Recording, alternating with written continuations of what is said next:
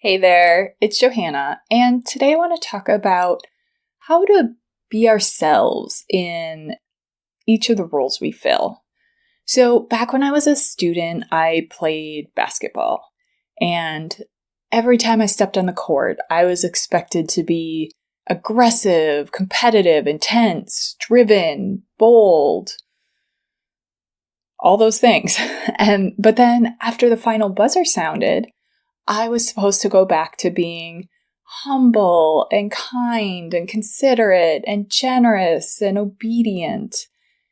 And, there are some people who could transition beautifully between their different roles. They could really amp up their more intense, driven sides within the context of the game, and then let those parts kind of just sink into a more supportive role so they could show up really compassionately in their relationships and all of that. For me, I enjoyed some of the skills of basketball, but the attitude of a basketball player was always a performance. I am just not an aggressive person. But I felt like every time I stepped on the court that I had to act, I had to perform, I had to somehow convince myself and everyone else that I was bigger and better than I actually was. And, this doesn't just show up in sports. We each have different roles we play in our lives.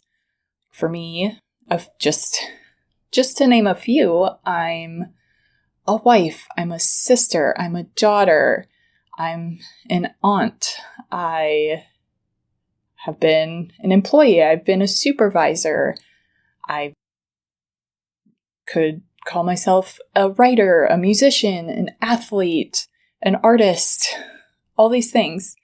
And, the roles aren't even necessarily like specific titles or things that ways people might actually label us, but it can be things like the good girl, the responsible one, the smart one, whatever it is. So take a second now and just think about, okay, what are some of the roles that you have in your life or have had in the past? And,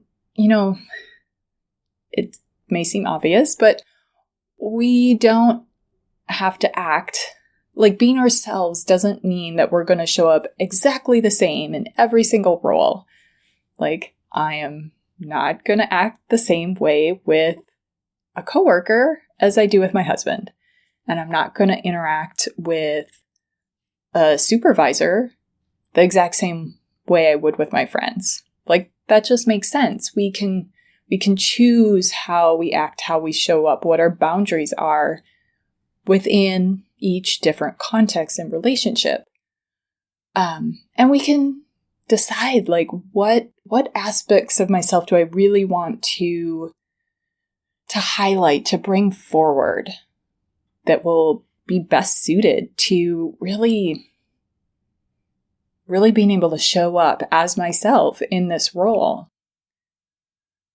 The problem comes when we struggle to trust that who we are is enough for any given role. Because then, we might start hiding parts of ourselves or trying to act like we're someone that we're not, and then embodying that role instead of feeling like an aspect of who we are can start to just really feel like a performance.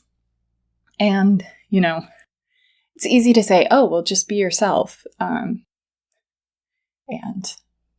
it's just, that's easier said than done. It's not that simple. And especially for those of us who may have been kind of performing in some of our roles for a long time, it is a process to make those shifts, and it can feel difficult even to untangle all of like, okay, what is really me here? And what is a way of acting that I've taken on for so long that it just starts to feel like who I am. So I'll be back next time with some questions to help us start sorting through this more. In the meantime, I'd love to know, you can leave a comment, send me a message. What are some of the roles that you have in your life? And as you listen to this, are there any that you're starting to think, I feel like I'm maybe performing a bit in that role? I'm curious to look more into that. All right, I will be back with those questions soon. In the meantime, remember, you can trust yourself.